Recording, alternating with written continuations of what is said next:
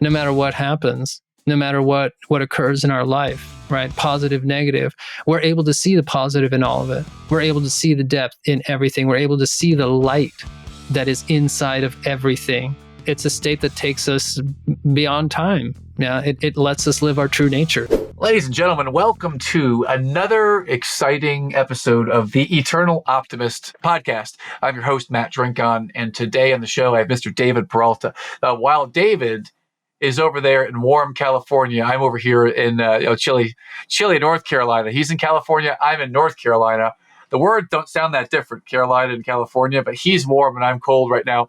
I just thought I'd mention that first because we've been talking about the differences where we are.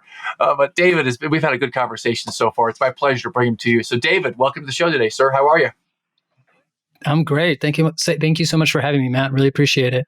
Yeah, it's my pleasure. You were referred and reconnected through Hector, our podcast producer, who also has the Modern Masculinity podcast. And he's someone I respect dearly. So when he said, you've got to meet David Peralta, he is a fountain of information. He's got so much you can learn with. So I'm excited to be here for that. So for those of us who haven't heard of you, because you don't have a social media presence, that's an intentional thing. And we'll kind of dive into that today, too, about social media. But for those of us who haven't heard of you yet, don't know you yet, can you chronicle for us? Maybe give us 3 bullet points. What are the things that we might need to know to start this conversation today, David? Yeah, sure. So I'm an entrepreneurial coach, but the basis is entirely on the spiritual experiences that I've had and the process of spiritual awakening, and how over time I've learned to open my heart and discover that love is really the key to success, and opening our heart to a higher power and accessing that higher power through love. That's what allows us to basically become instruments for the highest level of creativity and creative force possible. And when we apply that in service of others, that's when all the pieces come together. And that's when we start to see really miraculous results in our life. Whew! Man, David, you just skipped foreplay. You went right into the main event. And I love it. I'm a fan. What I heard was the phrase fully opening your heart to love. And I'd love to just plant our base right here and kind of digest and dissect what that really means. So could you take us back to a time in your life when you had not learned this or realized this, or you were not open yet? And can you take us back to a time that was challenging for you and how you came to these conclusions? Yeah. So I'd like to anchor that a little bit with a little bit additional background. Mm-hmm. So I have been a spiritual seeker since I was 20 years old. I dropped out of college for a year to go live in a Zen Buddhist monastery for 6 months. I lived in India with studying under a spiritual master for 2 years. And basically, I knew spirituality was the center of my life. I was always interested since I was 11 years old. I remember reading a Time magazine article about the origins of the universe. And even then, having this deep feeling that I want to understand where everything comes from. What is the reality? What is the true nature of everything? Why are we here? What is the purpose of everything? Why does the universe even exist? All these kinds of things I wanted to know. So I had dedicated my entire life to this, right? And I had met my wife at an ashram at the ashram in India where I was living at the time. Wow. And Yeah. And so the reason why I say all this is because, spirituality is the center of my life, right? Spirituality is all about love. It's all about connectedness. It's all about experiences of oneness. And I'd had really peak experiences. I'd had really miraculous experiences in my life. I mean, I'd had experiences where I'd felt this oneness. I'd felt this profound love, right? I'd connected to what I would call God, right? And I'd experienced that in everything around me, right? So I've had all kinds of experiences. And yet, when I got married, living that love and embodying that love and embodying that oneness suddenly became a huge challenge for me. Wow. And the reason why it became a huge challenge for me was because it's one thing to sit in meditation and connect to, a really profound state of consciousness, right? But it's another thing to then learn how to hold that and embody that when you are in relationship with other people in your daily life. And one thing that I hadn't learned at that time that I didn't know was the amount of trauma, the amount of basically, pain that I was bringing to the relationship, that she was bringing to the relationship. And so being in relationship showed me that in spite of having had all these profound spiritual experiences, there was still a massive amount of healing that needed to happen in order for me to fully open my heart, right? Not just to have heart opening experiences, but for my heart to fully open and be open, right? And so, my wife and I have been married for 14 years now. And is that correct? Yeah, 2010. So coming on 14 years. So I would say that 10 of those years were 10 of the most challenging years of my life, where I realized that I was not embodying the person, the man that I had envisioned myself becoming, the husband, the loving husband and the loving father that I always knew I had the potential to be. Somebody else, right, was showing up in the relationship with my wife and with my kids. And so, that was really a time where I learned my heart is not open the way that I want it to be. And all the conflicts that stemmed in my relationships came as a result of that.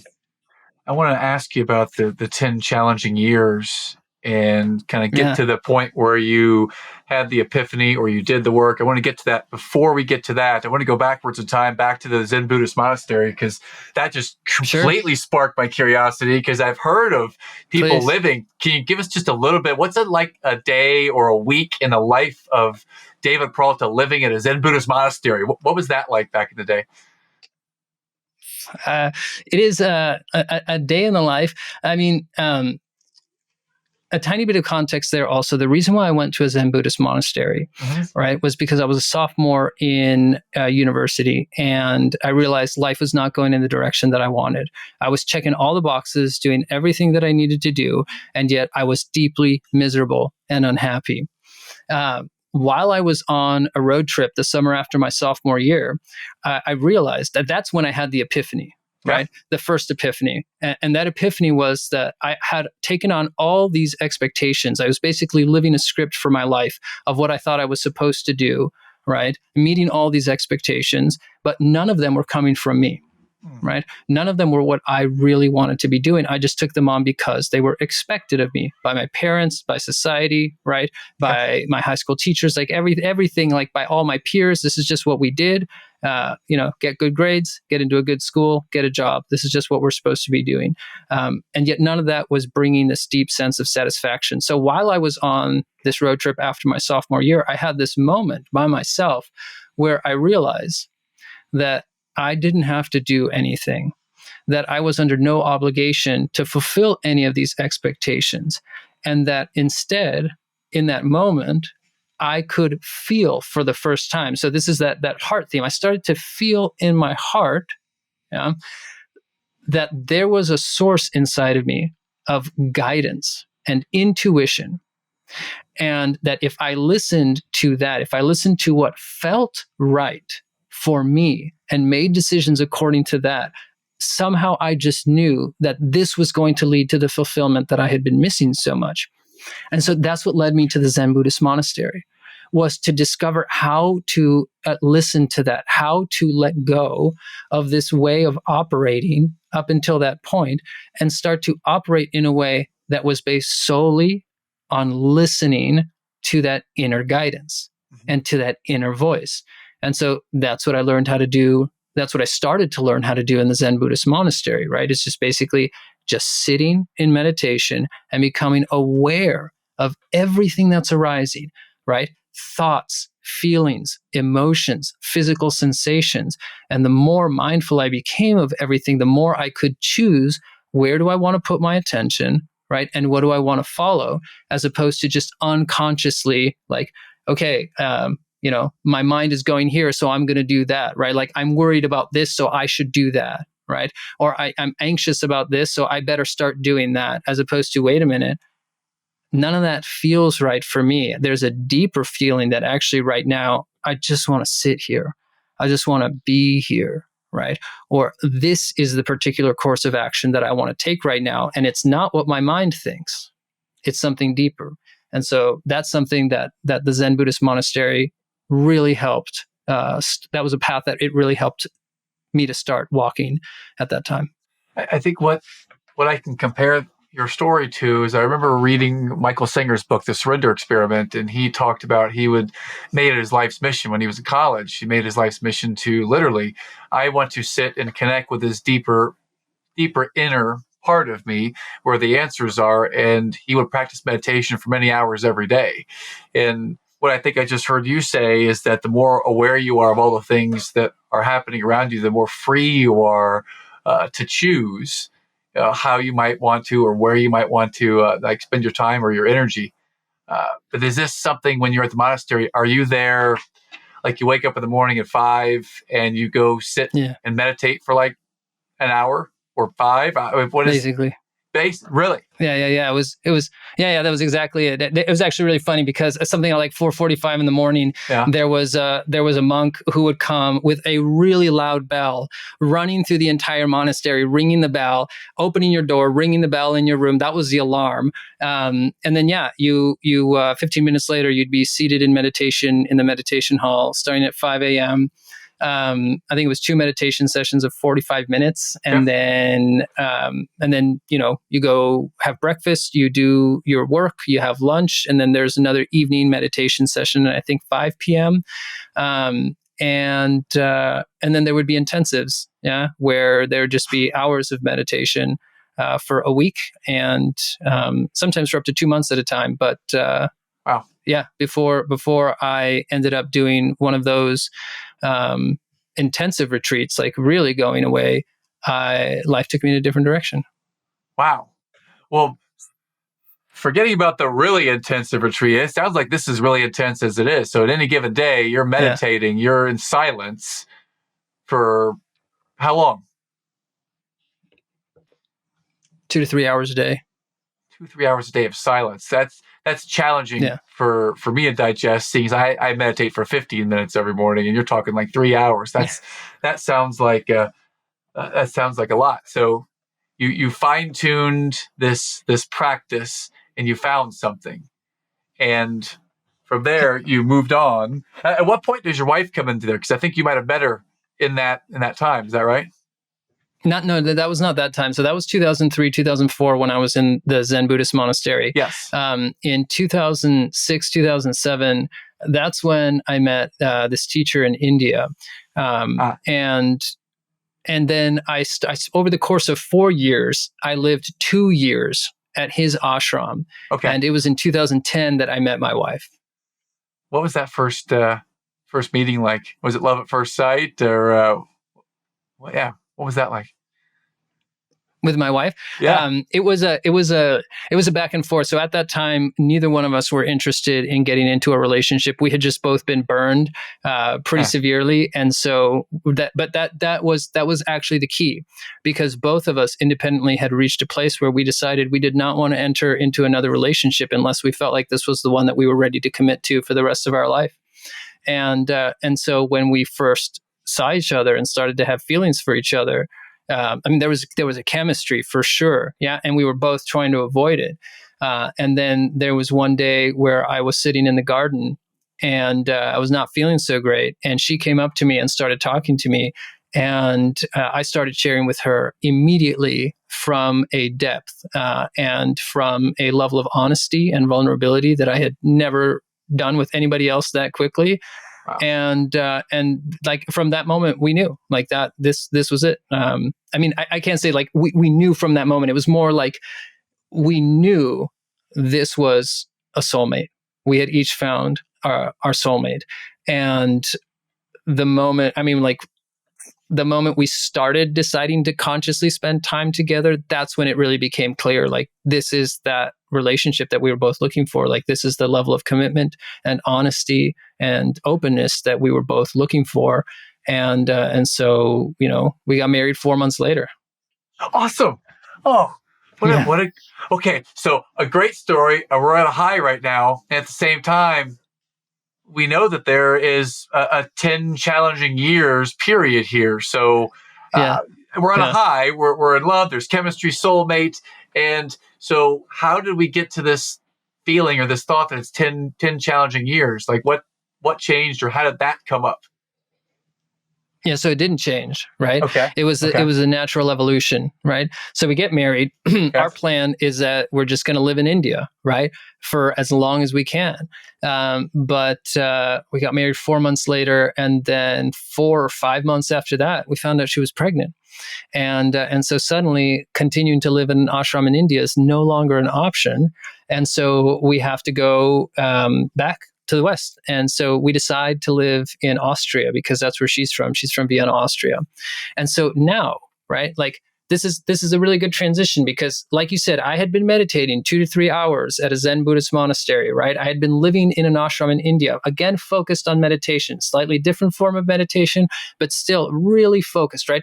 The entire environment, everything there is dedicated to support every single person's practice and evolution, right? But now we're no longer living in this environment. Now we're living in a giant city, right? In Vienna, Austria. And now I'm responsible for earning a living again, right? And for now providing for a family for the very first time, right? And so now there's all kinds of stress in our life, right? And in a big city, it's noisy, right? You're not surrounded by other meditators. You're surrounded by people who are in that same mode of operating that I had been, right? That many of us have been in, where we're not questioning our life. We're just going, going, going, going, going. And most of the people that you look at in a city are deeply unhappy, right? And so now we're in this environment, and that's where the struggle starts, right? So the struggle starts, right, in terms of the stress. Got to provide, got to earn money. How am I going to do it?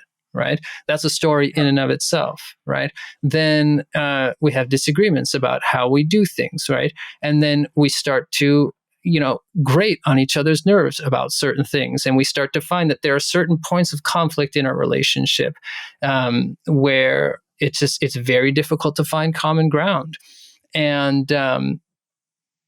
And so this continues, right? Like over 10 years, like we end up having a daughter who has certain special needs, which also creates a lot of stress in our life, right? Don't get me wrong. There's a lot of love, Yes. right? We love each other deeply, right?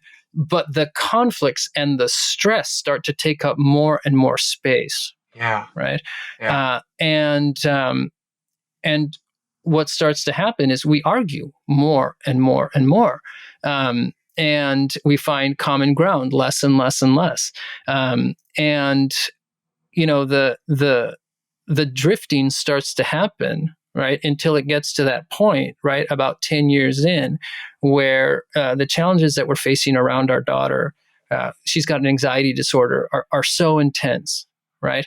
And the need to provide constantly is getting so strong that that things really blow up, right? And we start to really argue at a level that we had not been arguing at before. And then that's when we realize, like, something's got to change. We can't keep doing this, and that's when we start to reach out for help. That's when we start to work with a parenting coach to help with our help to understand how can we better work with our daughter and to be supportive of our daughter, right? That's when we start to work with couples therapists, right?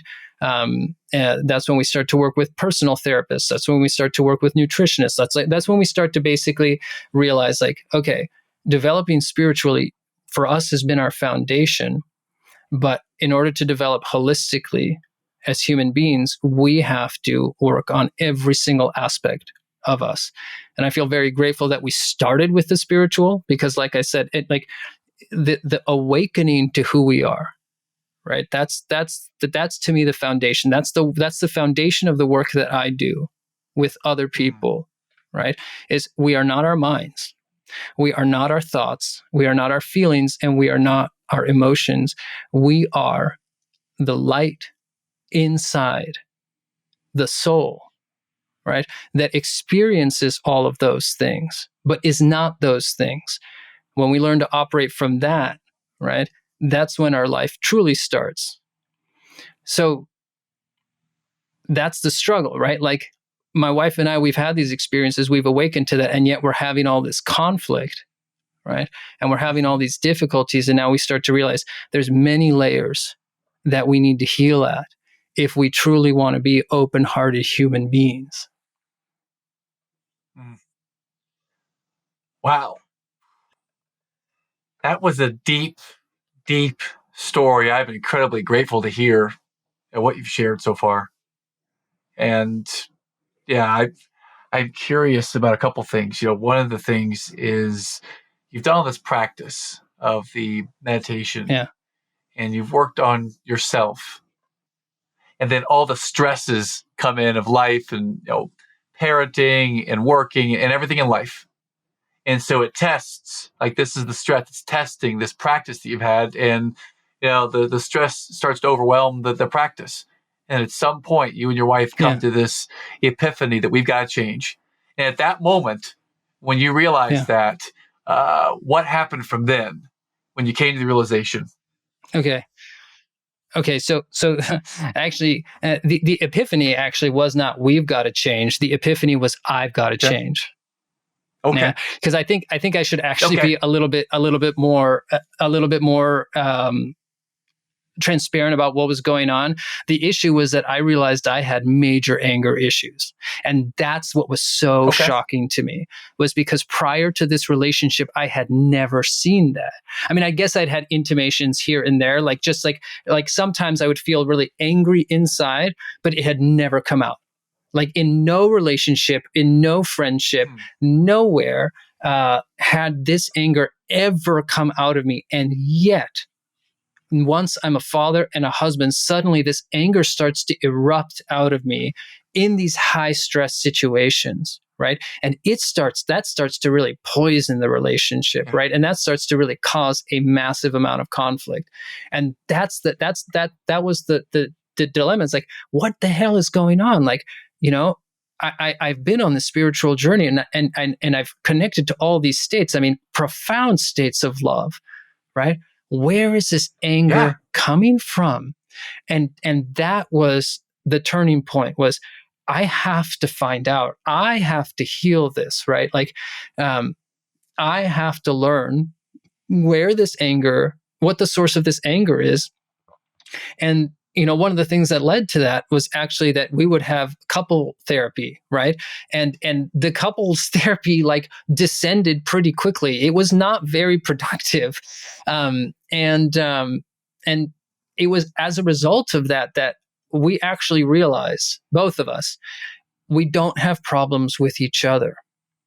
We've each brought problems to the relationship, and that was a massive turning point. Yeah. We don't have problems with each other. We've each brought problems to the relationship. And the moment that started to become clear, I took, like, part of what had been happening was I had been turning to her and looking to her as the source of conflict, right? I don't like this. I don't like that. I don't like how she does this. I don't even like how she organizes the dishwasher, right? Like just like tiny things like that to much bigger things like that. And then it was realizing like, no. None of that is the problem. The reason why I feel so irritated by all those things and so angry about the bigger things is because I feel angry. And there's a reason why I feel angry, and I've got to find out what that is.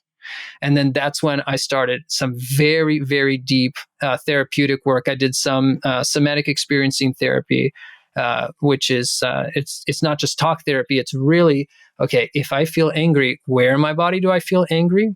And then how does it feel? And then once I would start to, what would happen is I had shut down. I had suppressed that anger since I was a child. So that's when I started to realize, this is how I felt when I was 2, 3, 4, 5 years old, 6 years old. And it was not okay to feel this way in my family.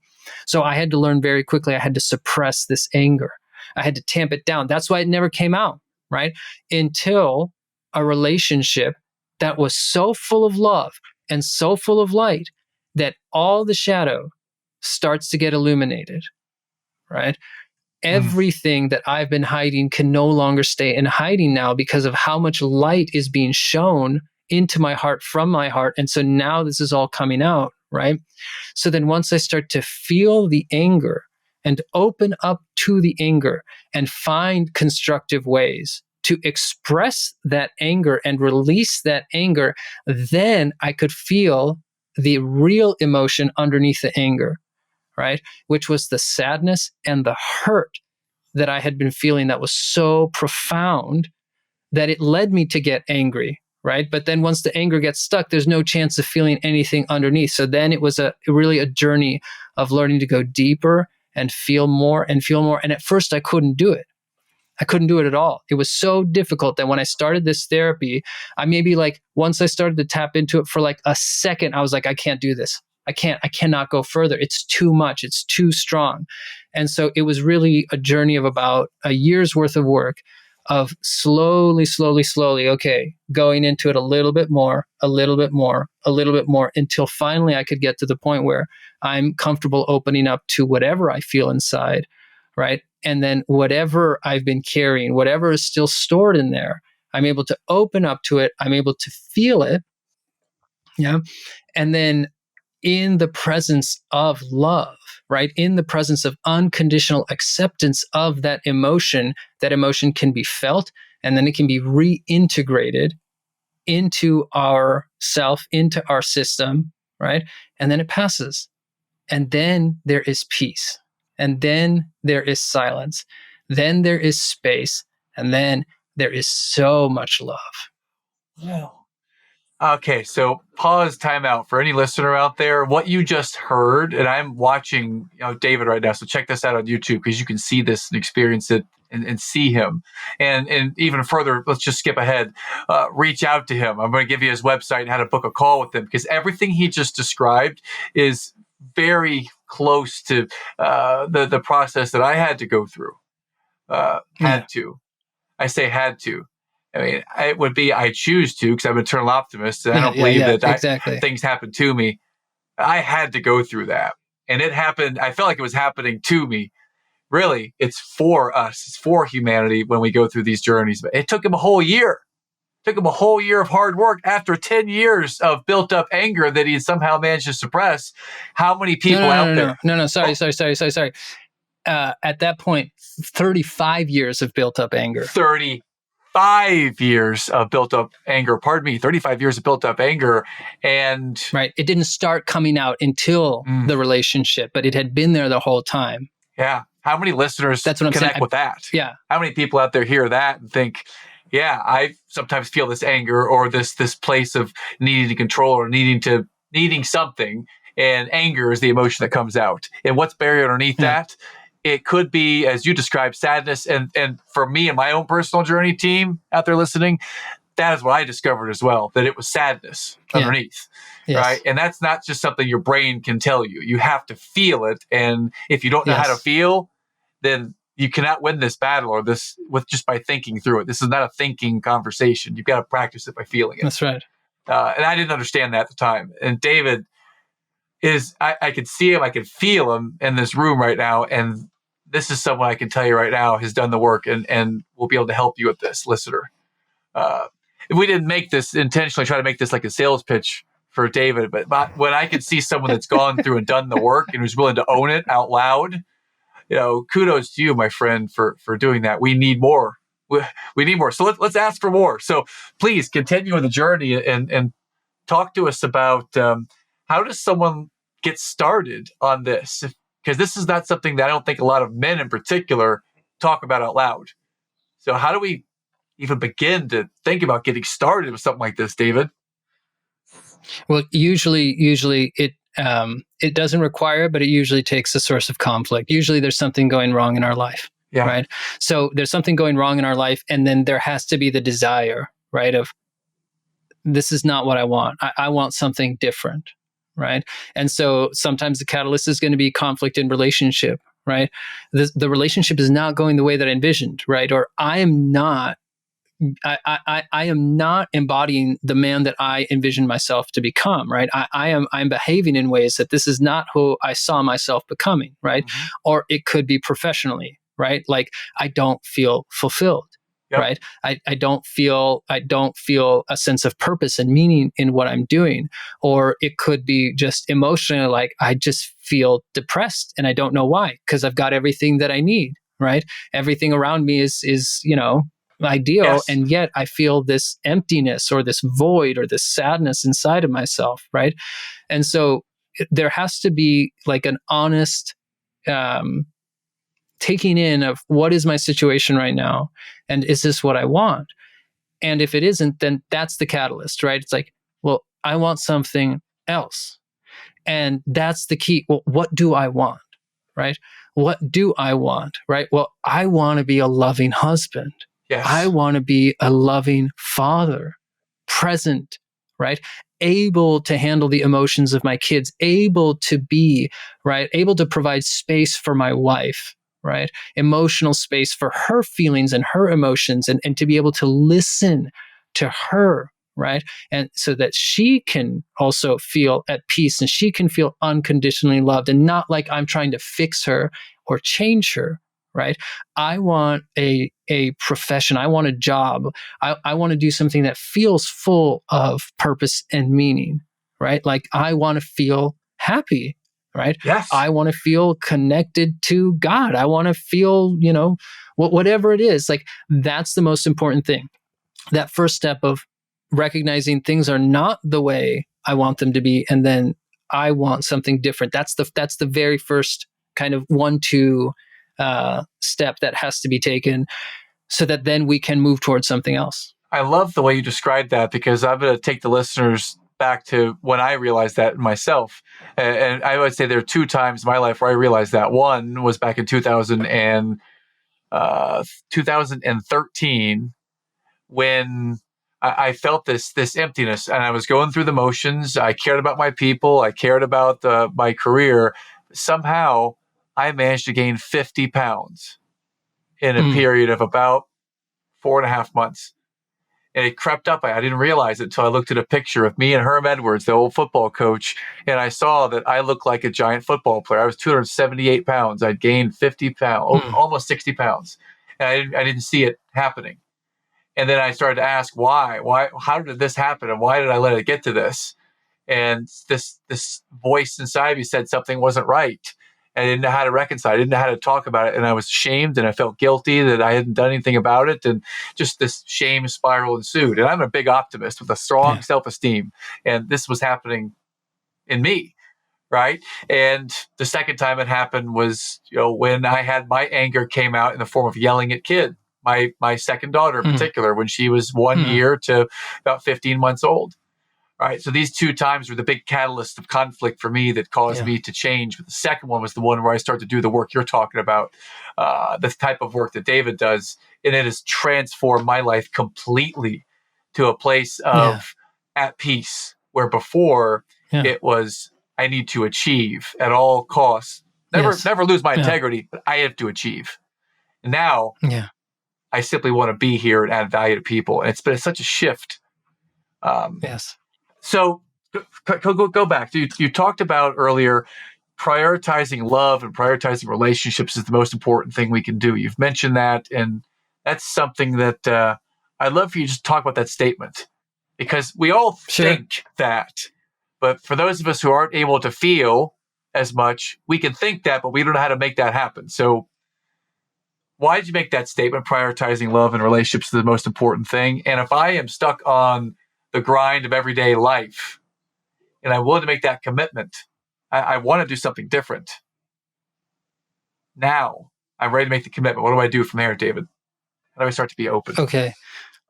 All right. So, why is love the most important thing? Yes. Right. Why are relationships the most important thing? I have to give a little bit of spiritual background to this, like in terms of what I have come to understand, right? What I have been taught and what I have experienced directly, right?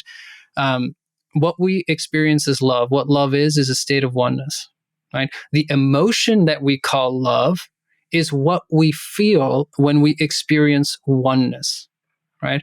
So when we love another, we are experiencing a state of oneness with them. And that's why it feels so good, because that is our natural state, oneness with everything.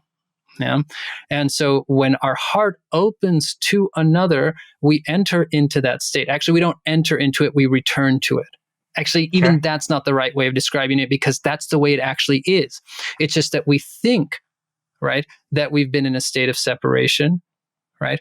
We perceive separation, and so we don't feel that oneness. And so what we feel as love, right, that emotion, that warmness, that light, right, is when we re-experience and come back to that state of oneness. And so usually it's loved ones that bring us back to that state, or a really beautiful experience. For example, like seeing a beautiful sunset, or being in a really quiet forest that really touches our heart. Our soul re-experiences that state of oneness, and we feel that as love, right? And so that oneness, right, that is love. Okay. And the entire process of creation happening is a process of love manifesting. So when we enter into a state of love, right, we are connected to and one with the very force that creates the entire universe, right? In Christianity, you'd call that force the Holy Spirit, right? In the Eastern tradition, they call that divine mother, right? But essentially, it's the creative force behind everything. And when we are in a state of love, that creative force expresses itself through us. And that creative force comes to us through others. So every soul, right, every heart is a gateway to that love, to that creative force. Okay. So when we are in a state of love, and when we love others, right, as ourselves, then we are constantly in the presence of the highest creative force in the entire universe. So then, whatever visions we hold, whatever desires we have, consciously or unconscious, that's going to be what gets created. Follow. Okay. Wow. Oh, okay. Well, so go back a second here. You started off with we enter Please. into a state, and then wait, hold on a second. Then we return to it. Then wait, that's not even the way to describe it. I think you described it as we are in a state of love right now, except we are shielded from even seeing that because our lenses are on thinking, and we think our way out of it. I think is what I'm trying to understand. That's 100% correct. That's a perfect way of saying it. Okay. So when we love, when we can consciously or learn to make it unconsciously competent, when we consciously, intentionally love others, or we learn to do things for others, with others, that brings us closer back to this oneness and state of love. And we can forget about thinking, because if we're doing things for others, we're closer to that state of love. Yeah, that's exactly right. Our mind naturally quiets down. Our mind is naturally at peace. So it's not this constant chatter, right? It's not this constant stream of thoughts, right? That's constantly looking at the world, judging the world, thinking about the past, thinking about the future, right? Basically keeping us anywhere but this moment. That all calms down. And then there's just space and contentment. Right? Because being in the state of love, there's no need for anything additional, right? We're totally at peace, right? We feel this deep sense of fulfillment, right? And then we have inspiration, right? So it's not like, we're in that state and then we just sit in it for the rest of our lives. We're all here for a reason. We all have a purpose, right? There's something that we are all meant to do, right? And that is going to express itself as inspiration. That is going to express itself as intuition. So rather than thinking, what should I be doing? When we are in that state, I really feel like starting a podcast. I don't think I want to do it. I can feel it. It arises from inside of me, from my soul. I feel it in my heart. It comes up to my mind, and I can feel it with my whole being, right? I can feel it in my cells. I feel alive when I feel inspired. And so we follow our inspiration, right? And that's what we're supposed to be doing, right?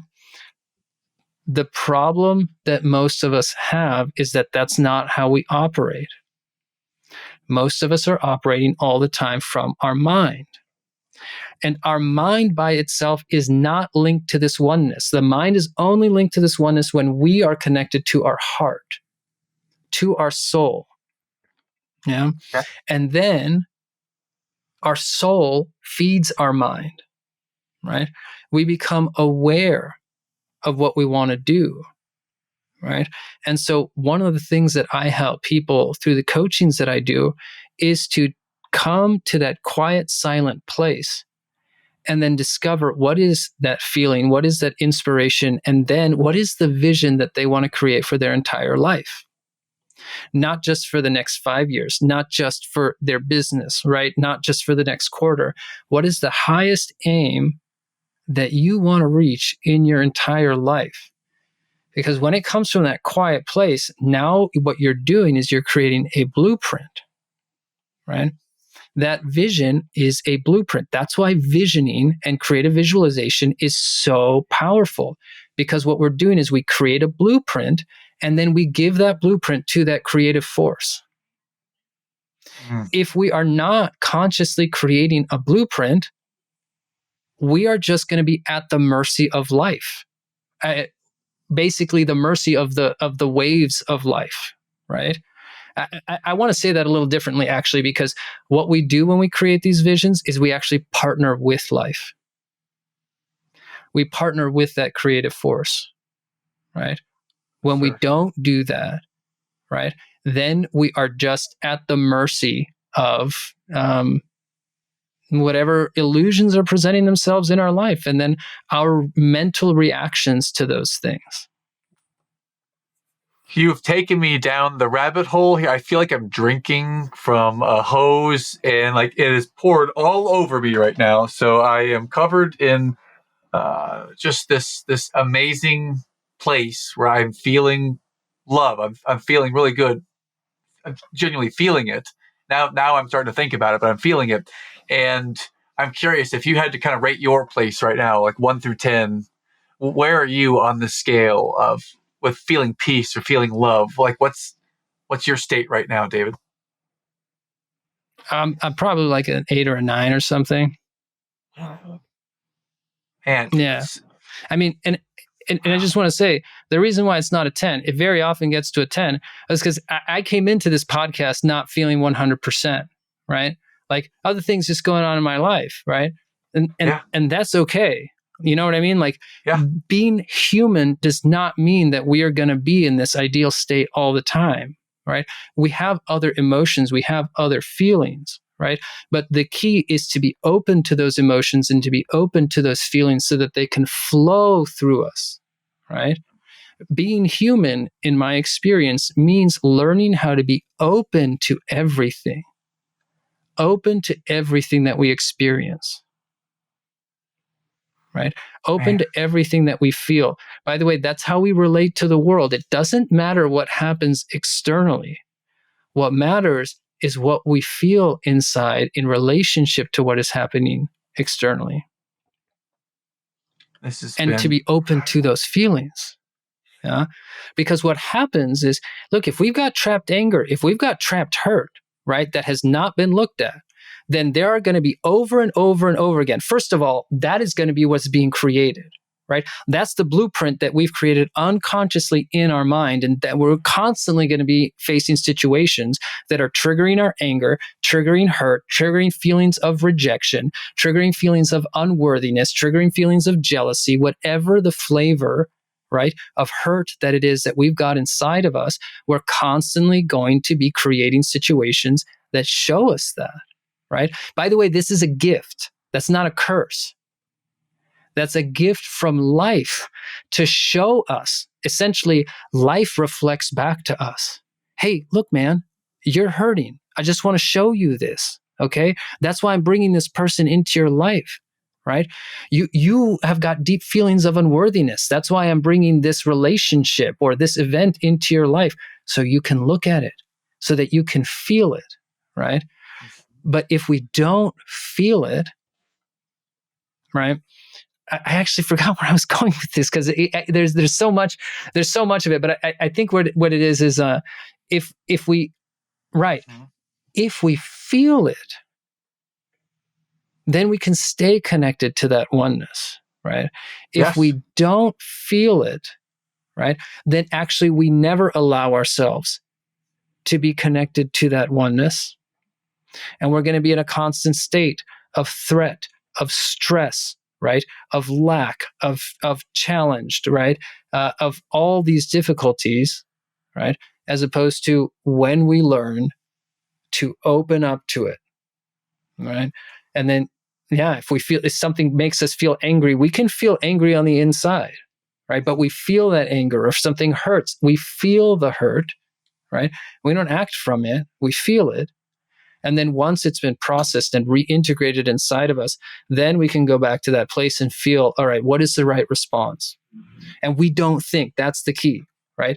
Not thinking what is response, asking what is the right response, and then listening, right, to the inspiration, listening to the intuition that arises. Man, this is powerful. There's so much depth here. I hope that team, you can hear this and really see this from. I'll just use David's words. This is a gift, what he shared with us today, and this is a place that, if this touched you in any way, if it flickered on a light, or if it amplified any kind of light that's already inside, if it awakened the light, then David, how do we connect with you? How do we reach out to you and find you? Because I know that there are people hearing this, that this is connecting. How do we take the next step and reach out to you and connect? Best place to find me right now is soulcenteredfounder.com. That's the website for the work that I'm doing. And I'm on it right now, and I can see that if you go to the website, it's a beautiful website. There's some testimonials on there, and there's a place that we can go and book some time with you. Yeah. So very good. Very good. So there's time available. There's a couple of slots each day, team, if you want to reach out to David personally and book some time with him. David, any last words? I hate to cut us off. And at the same time, I think this might be the time. If there's a something you'd like to share with the audience that might get them off the bench and reach out, what might your inspiration or your words be to them? Yeah, that there is a different way to operate, right, in this world. There is a different way to learn how to embody and live our purpose, right? That does not involve having to struggle so much, right, and having to fight uphill or crawl uphill, right? Where we don't have to be in a state of stress, we don't have to be in a state of overwhelm and burnout, right? There is a possibility, like I said earlier, to partner with life, right? To create a vision for what it is that wants to come through us, right? And then become an awestruck witness as miracles start to come into our life and create this vision in ways that we never could have imagined and we never could have created by ourselves. So that's possible. Man, it is possible, and there is an outlet. There's a way to get there. Thank you, David, for sharing with us today. And I'd like to start to move to the lightning round here. As Sure. we move to the end, I'd love to ask you first, if you're a reader or if books are a part of your journey, I'm curious, what might be one or two books that have had an impact on you that you'd recommend?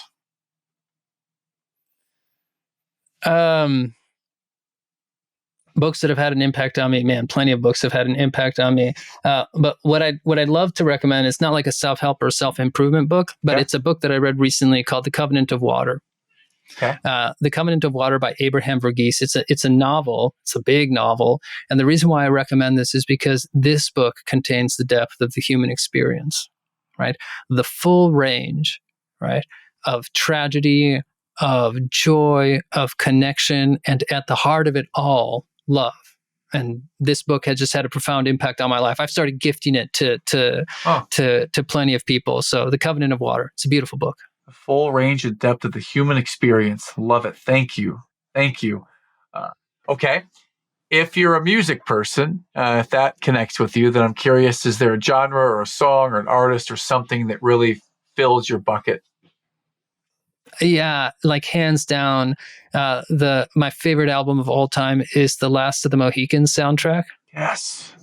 And for similar reasons, like that is a movie about a warrior, a man who will stop at nothing for love, who will overcome any obstacle for love, and the soundtrack captures that so beautifully.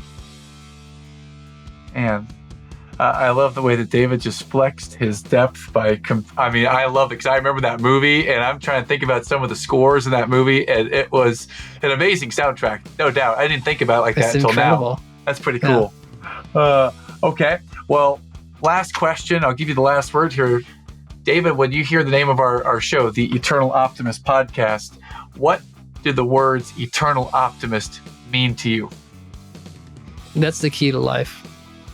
That's the key to life, is being an eternal optimist. In other words, no matter what happens, no matter what occurs in our life, right? Positive, negative, we're able to see the positive in all of it. We're able to see the depth in everything. We're able to see the light that is inside of everything, right?